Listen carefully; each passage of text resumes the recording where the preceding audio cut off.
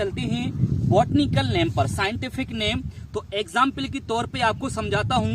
ठंडों में हम लगाते हैं ग्लिसरीन, और ग्लिसरीन के लिए हम करते हैं मिक्स, तो इसका नाम हुआ ग्लाइसिन मैक्स। चूंकि लेग्यूमिनेसी कुल का पौधा है और भारत में इसकी शुरुआत तो 17 और 18 शताब्दी से प्रारंभ हुई, लेकिन मुख्यतः इसका जो प्रचलन हुआ वो सन 1960 से भारत में सोयाबीन का सर्वाधिक प्रचलन हुआ।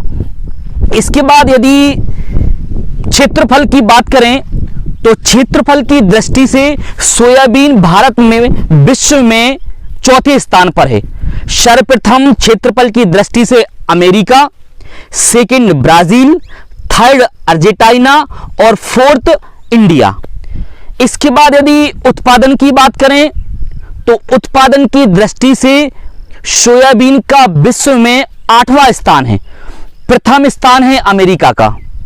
चलिए, ये तो अपनी प्रोडक्शन की बात हो गई, लेकिन मेन मुद्दे पे आते हैं अपन कि पीला मोज़ेक रोग।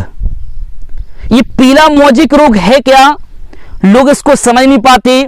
कई किसानों का फोन आता है और कहते हैं कि हमारे खेत में पीला मोज़ेक रोग हो गया है, और यह पीला मोज़ेक रोग यह पानी की अधिकता से हुआ है। तो यह रॉन्ग, यह पानी की अधिकता से नहीं होता है। पीला मोज़ेक रोग फ्यूजेरियम ऑक्सीस्पोरम वायरस। तो आइए समझते हैं कि यह वायरस है क्या। यह वायरस मुख्य रूप से एक छोटी व्हाइट फ्लाई होती है, एक सफेद मक्खी होती है। जो सफेद मक्खी क्या करती है, आप इस वक्त अभी जो हमारा ये जो फील्ड देख रहे हैं, और इस फील्ड पे अभी यदि मैं इन पत्तों की बात करूं तो इन पत्तों के बाद कैमरा में क्लियर नहीं आएगा। जैसे मैंने इन पत्तों को यहां पे पकड़ा और इस पकड़ने के बाद यहां से सफेद सफेद मच्छर उड़ने लगे। यदि मैं इसको तोड़ूं और तोड़ के मैं यदि आपको कैमरे के सामने जूम करूं तो आप देखिएगा, देख रहे हैं ये व्हाइट फ्लाई है। ये व्हाइट फ्लाई ग्रोथ करती कब है?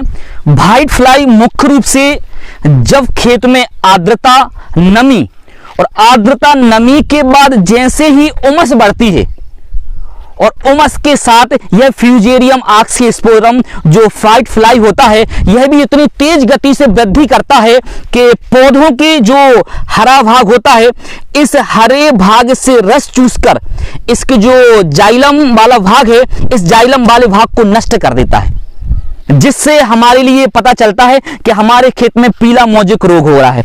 अब ये पीला मोज़ेक रोग व्हाइट फ्लाई है, लेकिन अब इस व्हाइट फ्लाई को कैसे हम रोकें? तो इसके लिए दो मुख्य उपाय हैं।